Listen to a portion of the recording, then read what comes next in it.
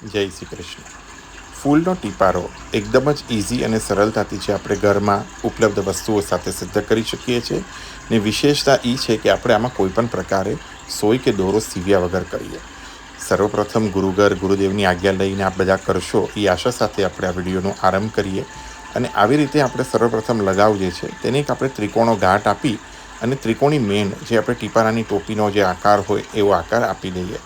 ધ્યાન રહે કે આ થોડીસી જાડી રાખીએ અને એક સુંદર શેપ આપી અને એને પધરાવી લઈએ. હવે આપણે આમાં હું જે વાપરું છું તે કમલના ફૂલ લઉં છું, કેમ કે મારી એવી ઈચ્છા છે કે હું કમલાકૃત ટીપારો આપણે આમાં કરીએ. તમારી પાસે બીજા કોઈ પણ સુંદર પુષ્પ હોય એનો પણ તમે પ્રયોગ કરી શકો છો. બસ એટલું છે કે એ આખું આ લગાવની મેનને કવર થઈ જવું જોઈએ. તો આપણે આવી રીતે આપણે અહીંયા બરોબર વચ્ચોવચ્ચ પધરાવશું અને નીચેથી જે એનો સફેદ ભાગ જે છે તે આપણે સિદ્ધ કરી દેવાનો છે. કમલના પત્તામાં એક બાજુ હલકોસો વેક્સી જેવો શેડ હોય છે અને એક બાજુ પ્લેન હોય છે. તો જે બાજુ જે ડાર્કર શેડ હોય, જે વેક્સ જેવો હોય તેને આગળ રાખવાનો છે અને જે પ્લેન સરફેસ છે તે આપણે લગાવ ઉપર સુંદરતાથી રહી જશે. નીચેનો સફેદ ભાગ આવી રીતે સિદ્ધ કરી અને હવે આપણે આ ટીપારાના પાછળની બાજુમાં બે બાજુ જો આવી રીતે વચ્ચે ગલી રહે એવી રીતે આપણે આને પધરાવી રાખવાનો છે. અને હવે આપણે આ બે બીડું જેવી રીતે બાંધીએ ને એવી રીતે એક ફ્લેપ અહીંયા, એક ફ્લેપ અહીંયા એવી રીતે કરી અને વચ્ચે જે ગલી એટલે રાખેલી કે લગાવ દેખાય. લગાવ દેખાવાથી શું થશે કે જે હવે આપણે બીજી મેન આને આપણે જે ચિપકાવશું તે આ લગાવને લગાવ એક રસ થશે. ક્યારે પણ ફૂલ ઉપર લગાવ ચિપકશે નહીં, પણ લગાવ ઉપર લગાવ ચિપકીને ફૂલને હોલ્ડ કરી લેશે. તો આપણે એકવાર માટે આ હોલ્ડ કરાવી દેવાનું છે. આવી રીતે હોલ્ડ કરાવીને પછી બીજું જોઈએ તો હવે અહીંયાથી એક આવી રીતે લગાવનો ચાપકો એટલે આવી રીતે ગોળ ઘાટનો લગાવ આપણે પધરાવી દઈએ તો ફૂલને હોલ્ડ થઈ જશે. તો હવે આપણે આ એકવાર માટે તો આવી રીતે ટીપારાની ટોપી થઈ ગઈ છે. આને ચાહો તો ઓર સુંદર ડેકોરેટ કરી શકીએ છીએ. અને હું આને ડેકોરેશન માટે હું એ જ કરીશ કે હું આને સજાવટ માટે કે હવે હરા પત્તા લઈશ. અહીંયા જે હરા પત્તાનો પ્રયોગ કર્યો છે એ નોર્મલ ગુલાબના નાની સાઇઝના એક કોમલ અને સુંદર છાંટી લેવા. છાંટ્યા પછી હું આમાં સોય દોરાનો પ્રયોગ નથી કરતો, એટલે શું કરીશ, બંને બાજુ આવી રીતે લગાવની હલકીસી એક મેંડ આ બાજુ અને એક મેંડ એની ઓપોઝિટ બાજુ બંને બાજુ હું પહેલાં લગાડાવી દઉં છું. આવી રીતે આ મેન લગાડ્યા બાદ બરાબર સેન્ટરમાં આપણે આવી રીતે પધરાવીને હવે આને સિદ્ધ નહીં કરો. આને બરાબર આ ટીપારાની ટોપીની પાછળની બાજુમાં તમે જવા દો. પાછળની બાજુમાં જવા દેશો તો લગાવ ઓલરેડી લગાડી રાખેલું, જેથી આને હોલ્ડ થઈ જશે. જો આ છૂટી જતું હોય તો હલકો દોરો જેવી રીતે આપણે કિરીટમાં બાંધ્યો હતો એવી રીતે પણ તમે એને ક્રિસક્રોસ બાંધી શકો છો, પણ આ જરૂરત નહીં પડે. એટલે આવી રીતે આ એક ટીપારાની ટોપી આપણે ઓલરેડી થઈ ગઈ, તેને હવે આપણે બાજુમાં પધરાવી દઈએ. હવે વારી આવશે આપણે આની મેન્ડની. હંમેશા ધ્યાન રાખો ટીપારાના ટોપીની અંદર ટોપી નીચેની મેન એ હોવી જરૂરી છે. તો આ મેન માટે આપણે આવી રીતે લગાવ લેશું અને જાડો દોરો, પડછિયાનો દોરો પ્રેફરેબલી હું કહીશ, અને ન હોય તો પતલો દોરો પણ એને 2 કે 3 વાર લઈ લો. આવી રીતે એને આખા ઉપર રેપ કરી લો. ઝીણો ઝીણો તમે રેપ કરશો આવી રીતે અને પછી એને એક રસ કરી દો દોરામાં. આ એક રસ એટલે કરવાનો જ કે જ્યારે તમે આ ટીપારાની મેન્ડ આ જે છે ટીપારા સાથે બાંધશો તો અંદરથી એક ટાઈટ રહેવું જોઈએ, નકર આ હલી જશે ને તૂટી જશે. એટલે આ મેઇન ધ્યાન રાખી આના ઉપર આવી રીતે લગાવ ચડાવી દેવું. લગાવ ચડાવ્યા બાદ એકદમ જ ઇઝી છે કે આપણે હવે આના ઉપર એક ગુલાબની પત્તી લઈ લઈએ, સરસ કોમલ અને સુંદર. નીચેથી સફેદ ભાગ જે છે તેનો આપણે હલકોસેથી આવી રીતે વડો કરી લઈએ. હવે એને આપણે એવી રીતે લેવાનું છે કે આના ઉપર તમે અહીંયા રાખો આવી રીતે નીચેથી અને એને રોલ કરતા જાઓ. આપણે કેવી રીતે રોલ કરીએ બસ એવી જ રીતે સિમ્પલ છે. આને રોલ કરતા જાઓ, આવી રીતે દબાવી દો, હલકું રોલ કરો. હવે જ્યાં જ્યાં તમને એમ લાગે છે કે હવે નથી કે હલકું પતલું જોઈએ તો લગાવ નીચે વચ્ચોવચ્ચ મૂકી શકો છો. ન મૂકો તો દોરો પણ બાંધી શકો છો અને આવી તેને રેપ કરશો તો ઓટોમેટિકલી તે રેપ થઈ જશે. અને હવે જે છેલ્લો જે ત્રિકોણો ભાગ જે છે એને આવી રીતે હું હલકો ખુલ્લો રાખું છું. ખુલ્લો રાખવાનું કારણ તમને બતાડું. હવે આપણે અહીંયાથી આપણે એને આપણે લગાવો વચ્ચે મૂકી દઈશું બંને બાજુ, જેથી આ ટીપારાની ગ્રિપિંગ આવી જશે. હવે આ ગ્રિપિંગ આવી ગઈ અને હવે આપણે આ જે ટીપારાની ટોપી જે આપણે બનાવેલી એના ઉપર આપણે આને પધરાવવાનું છે. તો હલકીસી એને ચપટી કરી અને એકવાર આખું આમ ફરીથી રોલ કરી દો. રોલ કરવાથી શું જશે કે એની ઇલાસ્ટિસિટી સરસ થઈ જશે અને તે હોલ્ડ કરી લેશે. હવે આ હોલ્ડ કર્યા પછી હવે જે છે તે આપણે ટીપારાની આ જે ટોપી જે છે તેના ઉપર આપણે આને મેનને પધરાવવાની છે. તો આ ટીપારાની ટોપી આપણે પધરાવી અને બરાબર ગ્રીન ભાગ જે હતો એના નીચે આવી રીતે ગુલાબી એક ભાગ આવી જશે ઓટોમેટિકલી. એથી કરીને મેં આ પત્તું હલકું રહેવા દીધેલું અને બસ આવી રીતે બંને બાજુના જે પડછિયા જે છે તેને એક રસ કરી દો. જો આવી રીતે એક પછી એને પાછું બીજી વાર, પણ બધું સેમ ડાયરેક્શનમાં વળવું જોઈએ. રાઈટ લેફ્ટ બટ નહીં ચડાવતા. બરાબર આવી રીતે કરશો તો તમારા ટીપારાની મેન અને ટીપારાની ટોપી બંને એક રસ થઈ જશે. હવે આને એકવાર માટે આપણે બાજુમાં પધરાવી અને હવે ટીપારાની પહેલાં ચંદ્રિકા આપણે સિદ્ધ કરી લઈએ, કતરા સિદ્ધ કરી લઈએ. કતરાને કલગી પણ હું આવી જ રીતે વગર સિલાઈએ, વગર આપણે ઓલાએ કરીએ લગાવના સહારાથી ને તારના સહારાથી જ કરશું. અને જોઈએ તો જો આવી રીતે આગળ નીકળતું હોય તો તપકી એક લગાવની મૂકી દો, જેથી આ એકદમ સુંદર અને સુઘાટતાથી આ ટોપી રેડી થઈ જશે. તો આવી રીતે આપણે ટીપારાની ટોપી રેડી થઈ ગઈ છે. હવે આમાં તમે પીળા કલરના ફૂલનો, લાલ કલરના જો તમારે ત્યાં આવતા હોય તો જે આવે એ લો. હવે એક તાર ઉપર નોર્મલ તાર આપણે જેવી રીતે કોઈ પણ વાયર હોય એનામાંથી પણ આ કોપરનો વાયર નીકળી શકે છે. તમારી પાસે હવે જ્વેલરીના તાર હોય તો એના ઉપર આવી રીતે પહેલાં લગાવ મઢી દેવું. લગાવ મઢવાથી બે વસ્તુ થશે કે પ્રભુને આ ચૂપશે નહીં. બીજી વસ્તુ એ થશે કે તારને જ્યાં ચૂબવાનો ભાગ છે ત્યાં હું ઓલરેડી એને બેન્ડ કરી દઉં છું. ધ્યાન રાખજો કે કોઈ પણ મસ્તકના શિંગારમાં આપણે આ તારોનો પ્રયોગ કરીએ છીએ એ જ તારને મેં આ ફૂલના શિંગારમાં લીધું છે. એથી કરીને આ કોઈ પણ પ્રકારે આપને શ્રમ પડે એવો તાર નથી. હવે કમલની અંદર તમે જોશો ને એકદમ અંદર તો નાની નાની આવી આખી આખી પત્તીઓ હશે. આ પત્તીનો ખાસ આમાં પ્રયોગ કરવાનો છે.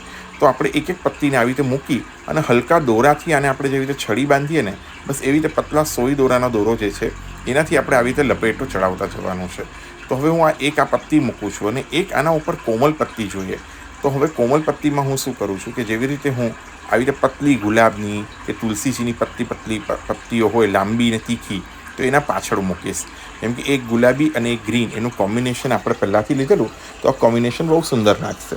તમે ચાહો તો આની જગ્યાએ પર ખાલી મોગરાની કલીઓ પણ તારમાં ભરી અને ટીપારો સિદ્ધ કરી શકો ને આવી રીતે પણ કરી શકો. બહુ વધારે ન પણ કરીએ તો ભલે 3 કે 4 પત્તી પણ બાંધીએ ને તો પણ ઇનફ થઈ જશે. તો આવી રીતે મેં આ 4 પત્તીઓ લીધી છે એક બાજુમાં.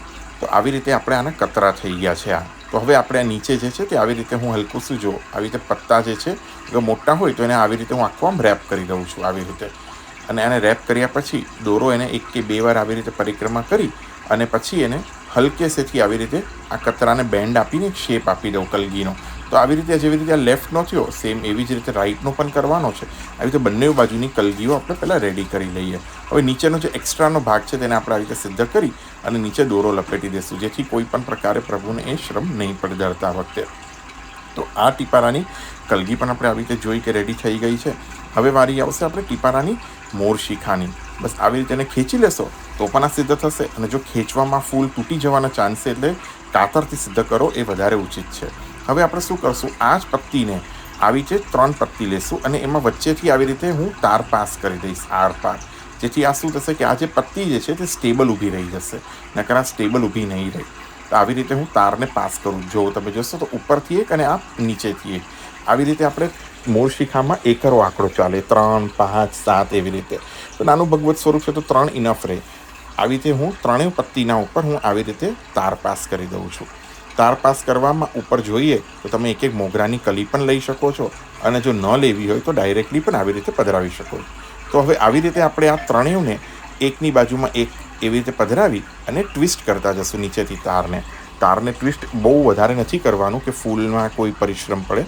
હલકું શું છે ખાલી આંટો આપી દેવાનો જેને આપણે કહીએ. તો આવી રીતે ત્રણેયને એકવાર પકડી અને એકવાર એને ટ્વિસ્ટ કરી લો.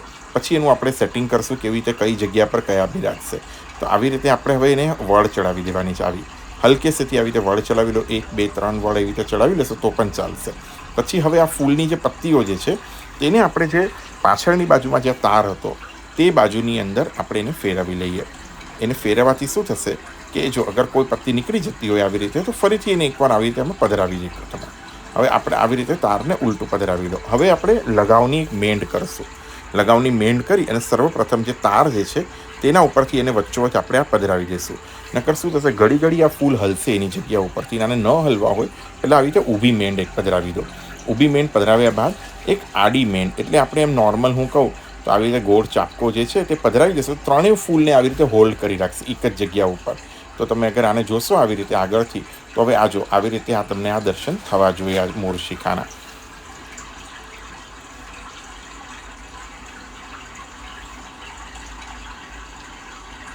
આવી રીતે આપણે આ મોર શિખા સિદ્ધ થઈ ગઈ છે. હવે આ મોર શિખામાં પણ આપણે કોઈ પણ રંગની અંદર આપણે જો ગ્રીન કલરનો ઉપયોગ નથી કરતા તો એની સુંદરતા નથી આવતી. એટલે આપણે હલકીસી એક હરીપત્તી લેશું.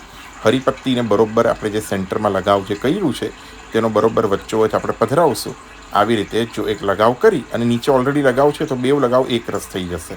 તો આવી રીતે આપણે લગાવથી લગાવને મર્જ કરી દઈશું. આને મર્જ કરી દઈશું અને નીચેનો જે એક્સ્ટ્રા તાર જે પ્રભુને ચૂબી શકે તેને ઉપર વાળી અને ત્યાં લગાવ દબાવી દેવાનો. તો આવી રીતે આપણે એક આ મોરશિખા પણ રેડી કરી લીધી છે.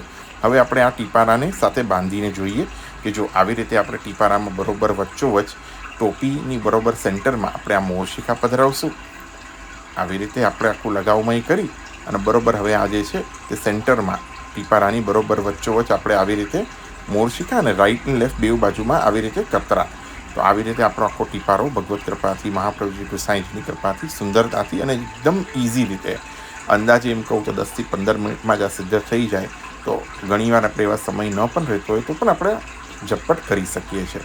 તો આવી રીતે ટીપારાની ટોપીની પાછળ લગાવ પધરાવી અને આપણે આવી રીતે પધરાવી દેવાનો છે એક ટીપારાની ટોપી. હવે એની બાજુમાં આપણે આ બેઉ બાજુ જે રાઈટ અને લેફ્ટ કલગીઓ છે તે પધરાવી દઈશું આવી રીતે. તો એ પણ આપણે એક આખો સુંદર ટીપારાનો સાજ અને ટીપારાની ટોપી કમલાકૃત રેડી થઈ જશે આવી રીતે.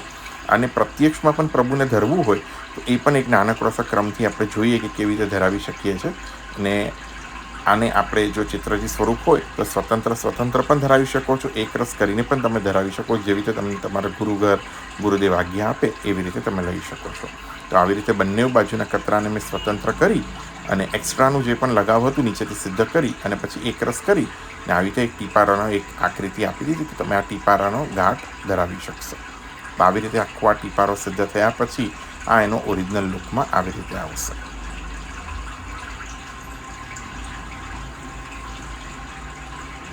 આવી રીતે લાલનનું ભગવત સ્વરૂપ હોય તો પહેલાં ટીપારાની ટોપી અને નીચેની મેન ધરાવી દીધી આપણે.